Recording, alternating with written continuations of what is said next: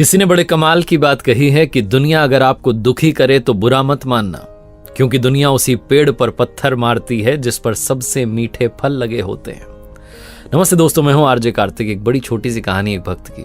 गांव में रहते थे। उनसे जब भी कोई पूछता था क्या हाल चाल है, तो हमेशा कहते थे ठाकुर जी जाने, मेरे हाल तो वही जानते हैं। ठाकुर जी का बड़ा छोटा सा उस गांव में मंदिर था। ये जो भक्त थे, इनके परिवार में इनकी एक बिटिया थी, 2 बेटे थे। जब बिटिया की शादी की बात आई तो पैसा चाहिए था, पैसे नहीं थे घर में, तो उधार लेने के लिए गांव के सेठ जी के पास गए और पैसा लेकर के आ गए। धूमधाम से बिटिया की शादी की। कुछ साल बीते, इनके बच्चे जो हैं नौकरी करने के लायक हुए, नौकरी करने लगे शहरों में, तो पैसा आने लगा। तो बच्चों ने कहा पापा आप जाकर के सारा पैसा चुका दो सेठ जी का।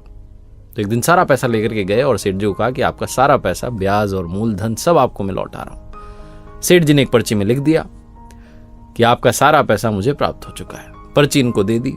जब इन्होंने पर्ची ली तो ये पर्ची को देखते रहे। तो सेठ जी ने कहा ढंग से देख लो, पढ़ लो भाई, मैंने लिख दिया है सब कुछ। तो उन्होंने कहा साहब मुझे पढ़ना नहीं आता, मैं तो अनपढ़ हूं, आपने लिख दिया तो सही लिखा होगा। सेठ जी के दिमाग में एक शातिर आइडिया आया। उन्होंने कहा एक बार पर्ची वापस देना, मुझे साइन करने, हस्ताक्षर रह गए। सेठ जी ने पर्ची वापस ली और अब की बार नई पर्ची बना करके पर्ची पलट दी। उसमें लिख दिया कि पैसे अभी बाकी हैं।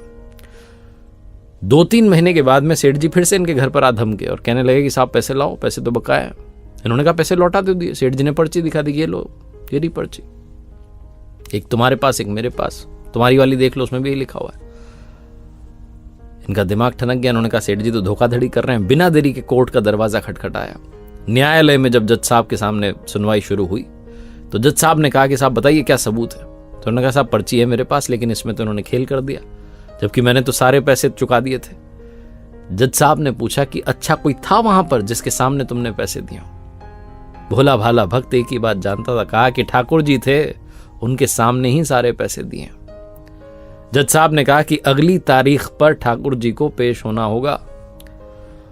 और पुलिस वाले गए ये नोटिस देने के लिए गांव में। तो वहां पूछा भाई ठाकुर जी कौन है यहाँ पर? तो गांव ने कहा साहब यहाँ इस नाम का कोई व्यक्ति नहीं रहता, ठाकुर जी का मंदिर जरूर है।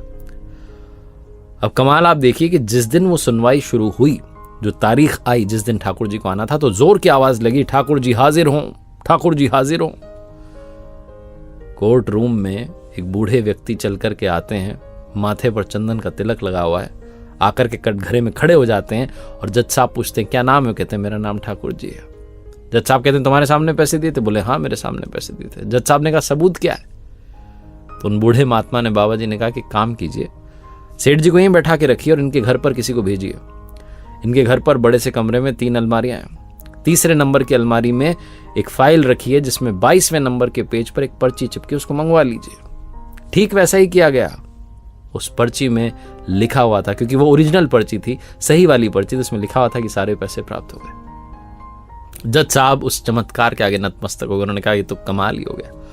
फैसला जो था भक्त के पक्ष में सुनाया गया, सेठ जी को सजा सुनाई गई, ये सब वो सब। उसके बाद फटाफट से जज साहब जो है कार्रवाई समाप्त करके बाहर आए मिलने के लिए कि मिल लूं उन बूढ़े बाबा से, लेकिन तब तक जा चुके थे।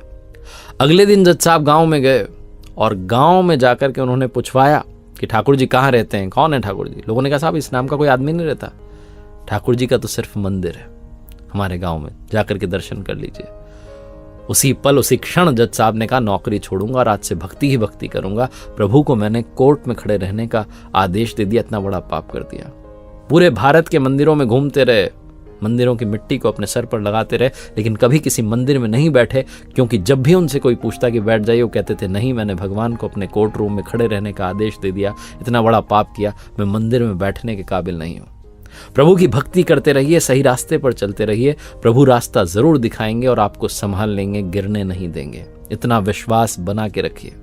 एक बार फिर से वही बात जो अक्सर आपसे कहता हूं, ऊपर वाले के आशीर्वाद, अपनी मेहनत और अपनों के प्यार के साथ कर दिखाओ कुछ ऐसा कि दुनिया करना चाहे आपके जैसा।